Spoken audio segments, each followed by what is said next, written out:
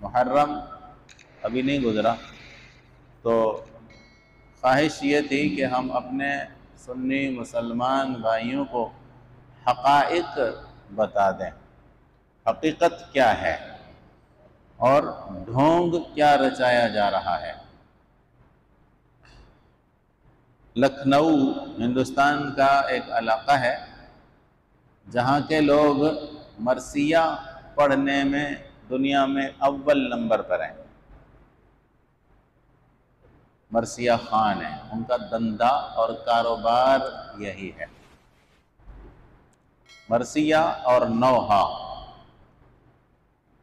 मैयत के कारनामे पढ़ पढ़ कर, मैयत के कारनामे सुना सुना कर, उनको पहाड़ों के जैसा पेश करके, राई का पर्वत बनाकर लोगों को रुलाना और लोगों को जज्बात में लाना, ये उन लोगों का शेवा है। लेकिन सोचने की बात यह है कि नबी करीम सल्लल्लाहु अलैहि वसल्लम की लख्त जिगर हज़रत ज़ैनब रज़ियल्लाहु ताला अन्हा मुसलमान हिजरत करके मक्के से मदीने जा चुके थे, कुछ अभी बाकी थे। आप सल्लल्लाहु अलैहि वसल्लम की बेटी सैयदा ज़ैनब रज़ियल्लाहु ताला अन्हा अपने ससुराल से इजाज़त लेकर ऊँट पर सवार होकर कुछ लोगों के साथ मदीने तैयबा अपने वालिद के घर जा रही हैं। उनके ससुर का भाई वो रास्ते में आता है और पूछता है, तू कहाँ जा रही है? वो कहती, मैं अपने ससुराल और शौहर की इजाज़त के साथ अपने अब्बा जान से मिलने के लिए जा रही हूँ मदीना मुनव्वरा। वो बदबख्त हज़रत ज़ैनब को नीचे उतरता है अपने ऊँट से और हज़रत ज़ैनब के टांग से पकड़कर उनको खींचकर ऊँट से गिराता है। और हज़रत ज़ैनब उस वक़्त हामिला हैं, हमल से हैं, गिरती हैं ऊँट के नीचे और हमल भी ज़ाय हो जाता है और कुछ अरसा बीमार रहकर दुनिया से रुखसत हो जाती हैं।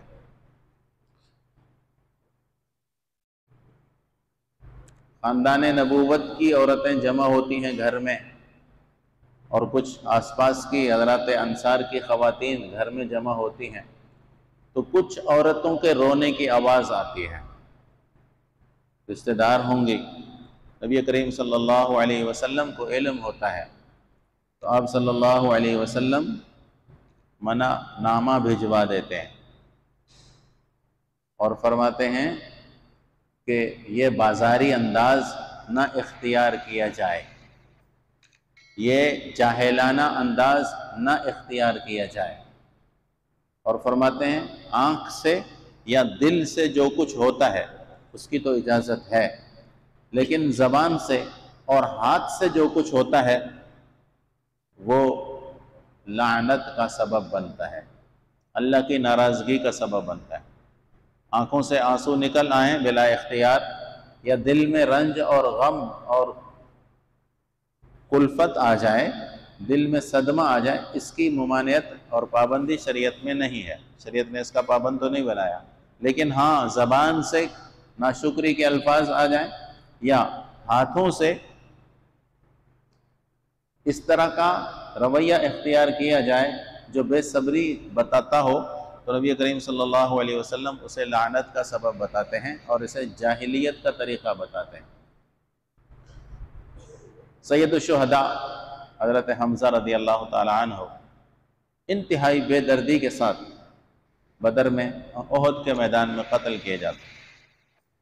उनके होंठ, उनके कान, उनके नाक काटे जाते हैं, उनका पेट फाड़ा जाता है और उनका जिगर, कलेजा निकाल कर चबाया जाता है दिखाने के लिए।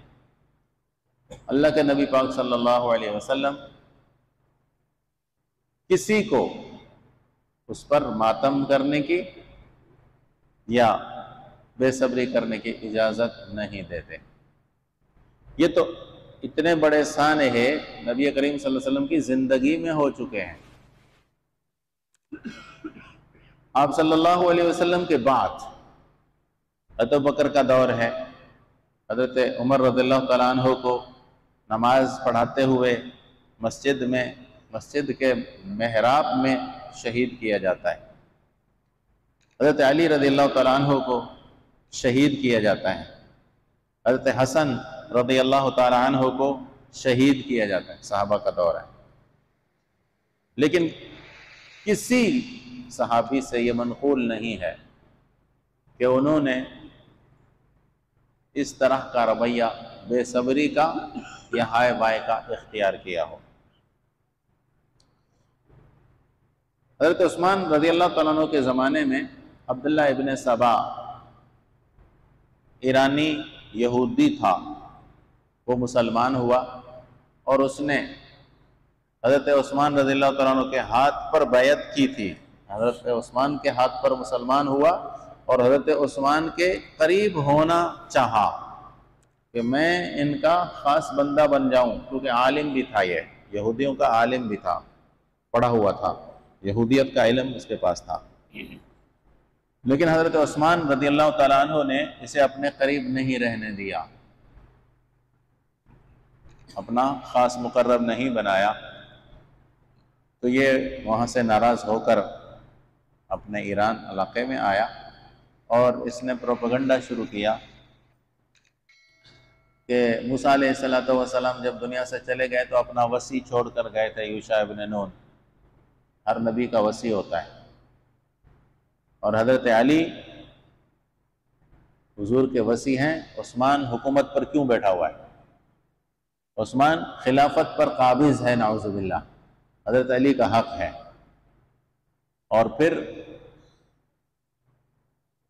हज़रत अली को चलते चलते इमामत का दर्जा देने लगा और कहने लगा कि इमाम का दर्जा नबी से बड़ा होता है। ये तो आजकल के इनके ज़ाकिर कहते हैं कि हम इमाम का दर्जा तमाम अंबिया किराम से आगे मानते हैं, कहते हैं, ये अब भी कहते हैं इमाम का दर्जा नबी से बड़ा होता है। हज़रत हुसैन को जो ये इमाम कहते हैं ना, वो उस नीयत से नहीं कहते जैसे हम इमाम बुखारी कहते हैं या इमाम अबू हनीफा कहते हैं, इस नीयत से नहीं कहते, बल्कि वो इमाम उस नीयत से कहते हैं जिस नीयत से इमामत का दर्जा नबियों से आगे है, नबियों से बड़ा दर्जा है। इस आदमी ने भूखी मछलियां तलाश की और उनको घास डालना शुरू किया कि नबी का वसी होना ज़रूरी है और वो वसी हज़रत अली हैं। नबी का और नबियों के बाद इमामत का दर्जा है, इमाम हज़रत अली हैं। और इस तरह काफ़ी कुछ लोग इसके साथ हो गए। दुनिया की तारीख़ में आप अब भी पढ़ के देख लें कि इस्लाम आने से सबसे ज़्यादा तकलीफ़ यहूदियों को और ईरान के मजूसियों को हुई थी। मुसलमान जब फैल गए ना, तो सबसे ज़्यादा तकलीफ़ इन दो लोगों को हुई थी। यहूदियों को मदीने में आबाद थे, बनु कैनुका की तो बाकायदा मार्केटें थी मदीने के शहर में, उनको मदीने से निकाल दिया गया, खैबर में जाकर बसे। खैबर से हज़रत उमर रज़ियल्लाहु अन्हु इनको निकाल कर भगाया, ये शाम की तरफ चले गए। और जब ईरान फतह हुआ तो वहाँ के मजूसियों को बड़ी तकलीफ हुई। इन दो गिरोहों ने साजिशें की हैं मुसलमानों के खिलाफ। हज़रत अली रज़ियल्लाहु अन्हु की शहादत के बाद हज़रत मुआविया रज़ियल्लाहु तआला अन्हु काफ़ी सारे शाम और दिमिश्क के इलाकों के निगरान हज़रत मुआविया रज़ियल्लाहु अन्हु थे। हज़रत अली खुद अपनी दौरे खिलाफत में ही कूफे मुंतकिल हो गए थे, शाम की तरफ मुंतकिल हो गए थे। हज़रत अली ने अपना दारुल हुकूमत और दारुल खिलाफा दिमिश्क को बनाया हुआ था, मदीने को नहीं बनाया हुआ था। बाकी तीनों खुलफा ने मदीने को अपना मरकज बनाया हुआ था। तो हज़रत हसन रज़ियल्लाहु तआला अन्हु के पीछे लोग लगे कि आप खिलाफत ले लें और हज़रत मुआविया को फारिग कर दें। जब हज़रत मुआविया की फरागत का मौका आया तो कुछ मुसलमानों में चिमगोयां हुई, भाई ये क्या, हज़रत अली के ज़माने में, बल्कि उस्मान के ज़माने से हज़रत मुआविया दिमिश्क के इलाके को संभाल रहे थे, मुदब्बिर सियासतदान थे और बड़े नज़्म व नस्क से इलाकों को संभाले हुए थे। तो दो जमातें मुसलमानों की हो गई। हज़रत हसन रज़ी अल्लाह तआला अन्हु ने दस्तबरदारी का ऐलान किया कि मैं दस्तबरदार होता हूँ खिलाफत से, मैं भी हज़रत मुआविया के हवाले करता हूँ खिलाफत, वो संभालेंगे। तो पता है कि इन्हीं कूफियों ने, इन्हीं ईरानियों ने हज़रत हसन को क्या कहा था? हज़रत हसन को कहा था, या मुदिल्लल मुमिनीन, आपने मुसलमानों की बेइज्जती करवा दी, आप मुसलमानों को जलील करवाने वाले हैं। हज़रत हसन की दुश्मनी पर उतर आए कि उनकी साजिश नाकाम हो गई थी मुसलमानों को लड़ाने की। हज़रत हसन को जहर दिया गया, हज़रत हसन शहीद हो गए उस जहर की वजह से। ये लोग हज़रत हुसैन के बारे में तो इतनी बड़ी बातें करते हैं, उसका भाई, बड़ा भाई हज़रत हसन, उसके बारे में कभी सुना है इनके मुंह से अच्छे अल्फाज? इनके मुंह से कभी अच्छे अल्फाज हज़रत हसन के बारे में आप नहीं सुनेंगे, क्योंकि हज़रत हसन ही ने तो सारा मंसूबा इनका ख़त्म किया था ना, मुसलमानों में इफ्तराक और मुसलमानों में खाना जंगी पैदा करने के लिए। हज़रत हसन की दस्तबरदारी के बाद 30 साल तक हज़रत मुआविया का दौर रहा है, बड़ा पुरअमन दौर रहा है। उसको तो कोई याद ही नहीं करता ना। मसला यह है, मुसलमानों की कमज़ोरी यह है कि हम लोग फ़ौरन प्रोपेगेंडा में आ जाते हैं। एक आदमी घर से निकला, बकरी का बच्चा लेकर बगल में जा रहा था बाजार में बेचने के लिए, तो 3 ठग सामने से आ रहे थे। हमने मशवरा किया कि आज इससे ये बकरी का बच्चा छीनना है। फासले पर खड़े हो गए, क्या खड़ा हो गया, एक थोड़ा आगे, एक थोड़ा आगे। तो जैसे ही वो बंदा सामने आया तो पहले ठग ने कहा, अरे कुत्ते का बच्चा कहाँ लेकर जा रहा है? कुत्ते के बच्चे को बगल में दबाया हुआ है। वो आदमी बड़ा हैरान हुआ कि नहीं नहीं, कुत्ते का बच्चा तो नहीं है, मेरे बकरी का बच्चा नहीं, झूठ बोल रहे हो तुम। गया आगे, दूसरा ठग निकल आया, उसने कुत्ते का बच्चा लेकर जा रहा है। अब उसने सोचना शुरू कर दिया कि यार हाँ, दूसरा आदमी मुझे यही बात कर रहा है, मैं मेरी गलत फहमी है कोई। लेकिन फिर भी वो बच्चे को फेंका नहीं। जब तीसरा आदमी उससे मिला और उस तीसरे ठग ने कहा, अरे कुत्ते का बच्चा लेकर जा रहा है, तो मुतासिर हो गया, कहने लगा हाँ यार हो सकता है मेरी नज़र गलत है भाई। वो बकरी के बच्चे को छोड़ दिया भाई और खुद चल पड़ा। वो बकरी का बच्चा वो ठग लेकर चले गए। मुसलमान बेचारा इस हालत में पहुंचा हुआ है कि हकीकत से बिल्कुल नावाकिफ, बिल्कुल नावाकिफ। हज़रत मुआविया की वफ़ात के बाद हज़रत मुआविया रज़ियल्लाहु तआला अन्हु ने अपना जान नशीन यजीद को बनाया।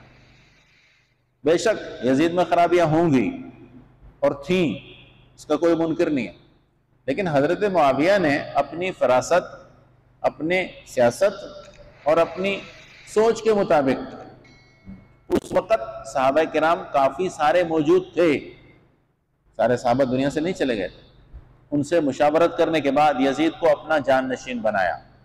उसके अंदर खराबियां थी, जो कुछ भी था। अब इन्होंने देखा कि मौका है, हजरत मुआविया का मुकाबला नहीं कर सकते थे। हजरत मुआविया की सियासत में हजरत मुआविया को ये नाकाम नहीं कर सके। 30 साल तक हजरत मुआविया जमे रहे।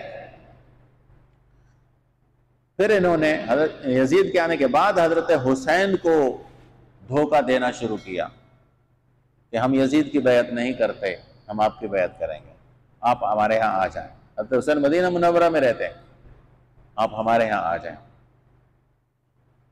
और खतूत के अंबार लगा दिए और ख़त भी बड़े अच्छे अंदाज में लिखते थे कि बाग पक गए, फसलें तैयार हैं, मेवे फल तैयार हैं, हम आपका इंतज़ार कर रहे हैं। खतूत की बोरियां, बोरियों की बोरियां खतूत की हज़रत हुसैन के पास भेजी। तो हज़रत हुसैन भी इन्हीं फराडियों के धोखे में आ गए कि हाँ यार ऐसा ही होगा। हालांकि मैंने बताया ना ठगों वाला वाक़या था, असल में ये ठग थे। हज़रत हुसैन ने अपने जाने से पहले मुस्लिम इब्न अकील को भेजा कि तुम जाओ, पहले देखो क्या होता है। मुस्लिम इब्न अकील को दमिश्क पहुंचने ही नहीं दिया गया, कूफे में ही शहीद कर दिया इन लोगों ने, कूफे में ही। मुस्लिम इब्न अकील का बड़ा इस्तकबाल किया, ले गए, लेकिन आहिस्ता आहिस्ता होकर सब तितर बितर हो गए। हुकूमत का दबाव जब आया तो एक भी नहीं बचा, मुस्लिम इब्न अकील को शहीद कर दिया गया।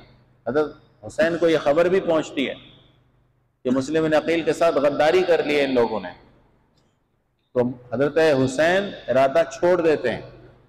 लेकिन मुस्लिम इब्न अकील की औलाद, उनका ख़ानदान हज़रत हुसैन को कहता है नहीं, हम तो जाएंगे, हम तो अपना बदला लेंगे कत्ल का, हमारे बंदे को क्यों कत्ल किया गया, हम बदला लेने के लिए जाएंगे।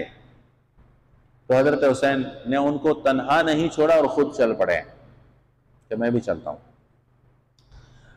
मदीना मुनव्वरा में उस वक़्त सहाबा किराम की बड़ी जमात मौजूद थी, बड़ी जमात मौजूद थी। जिन सहाबा ने अल्लाह के नबी पाक सल्लल्लाहु अलैहि वसल्लम की इज़्ज़त और हुर्मत के लिए अपनी जानें दी थी, उन्होंने हुसैन को तन्हा क्यों छोड़ा, उन्होंने हज़रत हुसैन को अकेला क्यों छोड़ दिया और जाने क्यों दिया, उसकी वजह बताता हूँ। हज़रत अब्दुल्लाह इब्न अब्बास, हुजूर के चचाज़ाद भाई, अब्दुल्लाह इब्न मसऊद, अब्दुल्लाह इब्न ज़ुबैर, अब्दुल्लाह इब्न अमर बिन आस उस वक़्त किबार बुजुर्ग सहाबा में इनका शुमार होता है।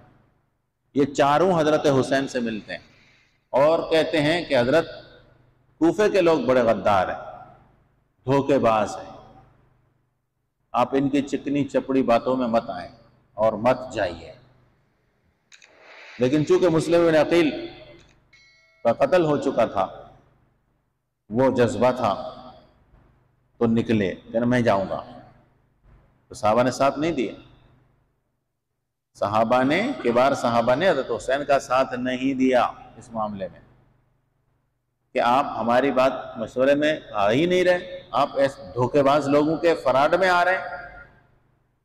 फिर हज़रत अब्दुल्लाह इब्न अब्बास रज़ियल्लाहु तआला अन्हु ने बाकायदा दामन फैलाया, झोली फैलाई कि हज़रत आप जा रहे हैं तो जाएं, अपने बीवी बच्चे मत साथ ले जाएं। तो भी नहीं माने और रवाना हो गए। जब इलाके में दाखिल हुए तो पता लगा कि हमारा तो मुहासरा हो चुका है, तो पेशकशें की कि भाई ठीक है, मुझे वापस जाने दो, मुझे वापस जाने दिया जाए। और ये बात वक़्त के हुक्मरानों तक पहुंचने से पहले पहले हज़रत हुसैन के लश्कर पर हमला कर दिया गया ताकि ये वापस भी ना जाए, क्योंकि हमारी धोखेबाजी जाहिर हो जाएगी। ये अगर वापस चला गया तो हमारे फ्रॉड का पोल खुल जाएगा, इसलिए रातों रात लश्कर पर हमला किया गया। और ये हमला करने वाले दरमियान के लोग हैं, वरना अल्लाह ने कुरान मजीद में सहाबा किराम को रुहमा बैनहुम कहा है कि इनके दिल आपस में एक दूसरे के लिए रहम करने वाले। कैसे हम मान लें कुरान मजीद की ज़बान के खिलाफ कि नहीं, इनके दिलों में बुग़्ज़ था एक दूसरे के लिए।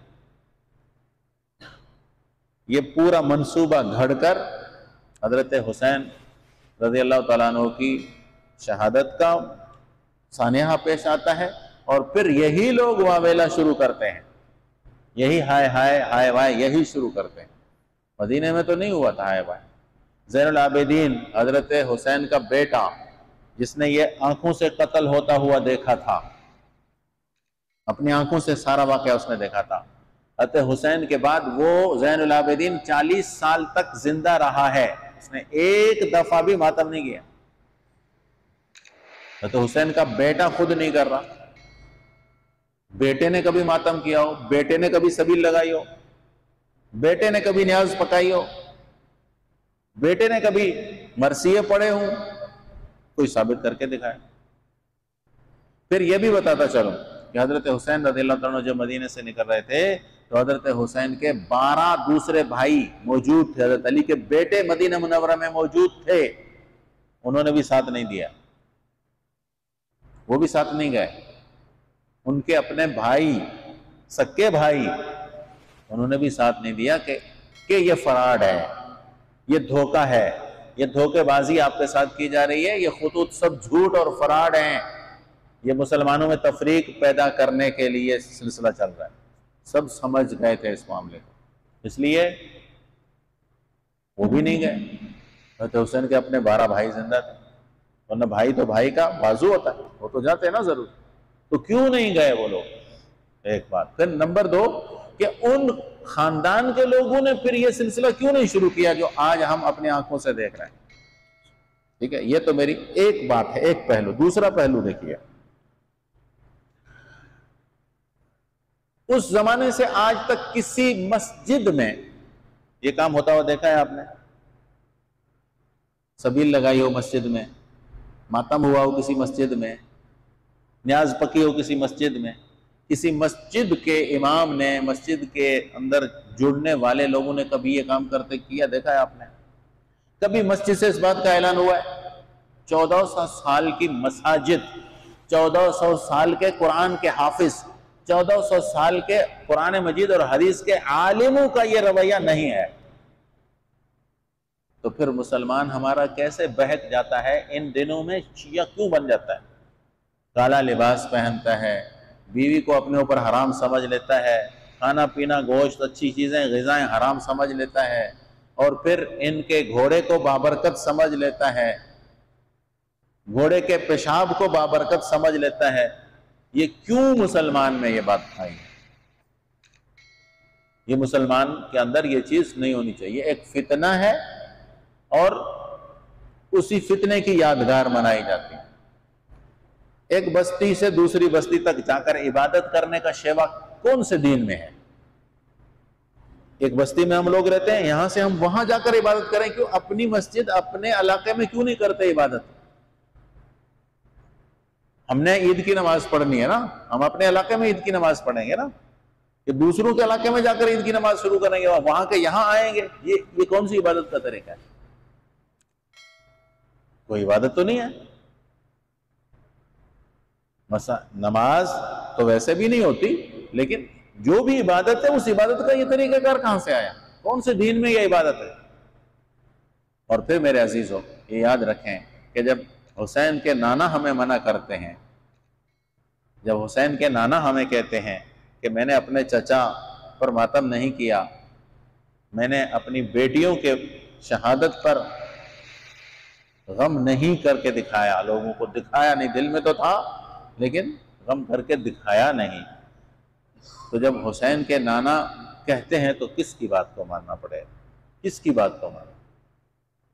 लेकिन हमारा मुसलमान बेचारा इन दिनों में काला बन जाता है, इन दिनों में ये काला बन जाता है।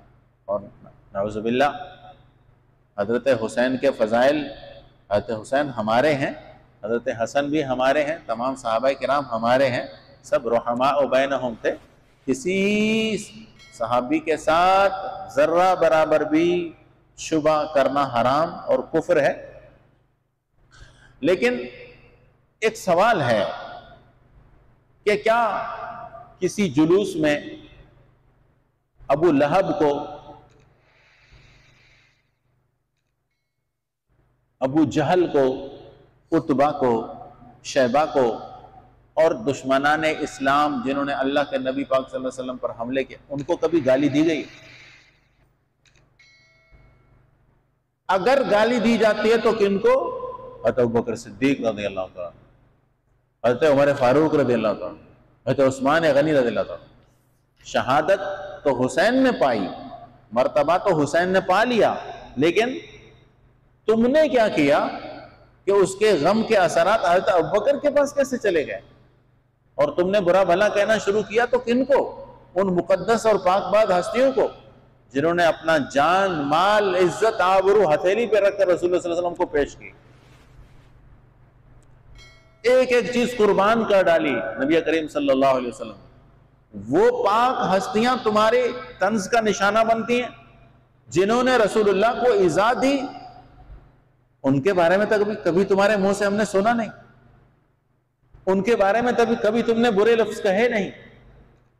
किसी जुलूस में आप मुझे दिखा दें, इनके किसी मजलिस में यह कहा गया हो कि फलान ने रसूलुल्लाह सल्लल्लाहु अलैहि वसल्लम को इज़ा दिया, और वो मलऊन था, इसने फलान ने रसूलुल्लाह सल्लल्लाहु अलैहि वसल्लम को तकलीफ़ें दी, वो मलऊन था, उस पर लानत हो खुदा की। अबू लहब जिसका कुरान पाक में जिक्र आया, कुरान पाक ने उस पर लानत की, उस पर कभी हमने इनके ज़बान से लानत और मलामत नहीं सुनी। अगर सुनी है तो पाक बाज हस्तियों के मुतालिक से। मालूम होता है कि असल में ये एक साजिश है, मुसलमानों को अपने दीन से, अपने दीन के मुक्तदाओं और इमामों से बेजार करना मकसद। ये बेचारा तो प्रोपेगेंडा में फ़ौरन आ जाता है ना, फ़ौरन किसी की बात सुनकर हाँ जी ऐसा ही होगा, हमें तो मालूम नहीं है। लेकिन ये तो मालूम है ना कि सहाबा किराम रिज़वानुल्लाहि अलैहिम अजमईन सब के सब ईमानदार थे, और कुरान मजीद ने उनको रज़ियल्लाहु अन्हुम व रज़ू अन्हु का सर्टिफिकेट दिया है। और कुरान के हाफिज़ीन, कुरान के मुफस्सिरीन, कुरान मजीद पर अमल करने वाले लोग तो उनकी तारीफ़ें करते हैं। 1400 साल सही चल सकते हैं। और अगर कोई उनके बारे में बदगुमानी रखता है तो घोड़े का पुजारी रखता है। हम गाय के पुजारी को तो समझ गए कि गाय का पुजारी और गाय का पेशाब पीने वाला हिंदू होता है, लेकिन घोड़े को पूजने वाला, ताजिए को पूजने वाला अब भी मुसलमान बना हुआ है। अब भी उसको हम अपने हलकों में बिठाते हैं, अपने हलके का समझते हैं, बल्कि मुहर्रम में हम उनके हलके में चले जाते हैं। कितनी बड़ी कमजोरी है हम मुसलमानों और कितनी गफलत है इन दिनों में। इन तमाम चीज़ों से बचना मुसलमान के लिए ज़रूरी है, क्योंकि हदीस में आता है मन कस्सर सिवाद कौमिन फहुव मिनहुम। एक जगह पे बातिल के लोग बैठे हुए हैं, आप भी ऐसे ही जाकर बैठ जाएं तो उनकी तो गिनती बढ़ गई ना, उनकी तादाद को तो आपने बढ़ाया ना। तो हदीस में आता है जो किसी की तादाद को जाकर बढ़ाए, क़यामत के दिन उसे उन्हीं के साथ उठाया जाएगा। तो नाउज़ुबिल्लाह, अल्लाह हमारी हिफाजत फरमाए कि हम कहीं ऐसा तो ना हो कि दुश्मनाने अबू बकर, दुश्मनाने उमर और दुश्मनाने उस्मान और दुश्मनाने अली और दुश्मनाने हसन के जमात में क़यामत के दिन हमारा हशर हो जाए। ये लोग हज़रत हसन के दुश्मन हैं, हज़रत अली के कातिल हैं, पक्की बात है, ये मैं तारीख से साबित करके दिखा सकता हूँ आपको। तो आले रसूल के मोहब्बतदार कैसे हैं, कैसे इनको मोहब्बत है? बस ये सुनाते हैं कि जी चांद से भी खून टपक पड़ा, दरख्तों के पत्तों से खून निकल रहा था, जिस पत्थर को नीचे से उठाते थे 10 मुहर्रम को, उससे खून निकल आता था। क्यों? हजरत उस्मान की शहादत पे दरख्तों से खून क्यों नहीं निकला? हजरत उमर की शहादत पे दरख्तों से खून क्यों नहीं निकला? हजरत हमजा की शहादत के दिन जमीन से खून क्यों नहीं निकला? से झूठ फराट मुसलमानों को अजीब किस्से कहानियां सुनाकर सब फिर रावी के गले में डाल दिया। रावी कहता है, कौन है वो रावी जो कहता है? रावी कहता है अल्लाह बल्ला बरगर्दने मुल्ला, सब उसके गले में डाल देते हैं। कौन था वो रावी? रावी कहता है, रावी कहता है कि दरख्तों से खून टपक रहा। अजीब। हमारे एक मुसलमान डॉक्टर से मेरी मुलाकात हुई, कहने लगे कि मेरे पास एक बंदा आया 10 मुहर्रम को, उसको एक फोड़ा था पैर पे। तो उस आदमी ने मुझे कहा डॉक्टर साहब आज मेरा ऑपरेशन करें, आज, कल के नहीं। क्यों भाई? आज 10 मुहर्रम है ना, आज जो ऑपरेशन होगा वो कामयाब होगा। अजीब नजरियात है। हज़रत हुसैन चूंकि शहीद हुए थे ना, खून बहा था उनका, वो अल्लाह के यहाँ कबूल हुआ, तो इसलिए मेरा भी आज खून निकलेगा ना, शहीद हो जाऊंगा फौरन। ये नजरिए हैं हम मुसलमान। यानी अजीब किस्म के तवाहुमात में, अजीब किस्म की जाहिलाना खबरों में हम लोग मुब्तला हो जाते हैं और फिर रस्म व रिवाज के अंदर बह जाते हैं। हम भी सबीलें लगाना शुरू कर देते हैं, हम भी झंडियाँ लगाना शुरू कर देते हैं। भाई हजरत इमाम, अगर आप कहते हैं हजरत हुसैन रज़ियल्लाहु तआला अन्हु, हजरत हुसैन का ख़ानदान प्यासा था, तो आप भी तो प्यासे रहो ना। आप प्यासे रहो या आप शरबतें बांट रहे हो? आपको तो प्यासे रहना चाहिए, आपको तो उनके जैसा बनना है ना। वो प्यासे थे और आप शरबतें पी रहे हो। अल्लाह के नबी ने मुहर्रम में रोजे रखे, 9 और 10 मुहर्रम के रोजे रखने का हुक्म दिया, या 10 और 11 मुहर्रम के रोजे रखने का हुक्म दिया, और आप क्या कर रहे हैं? आप खा पी रहे हैं। कोई दीन मजहब नहीं है, इसको कोई दीन मजहब नहीं कहा जाता।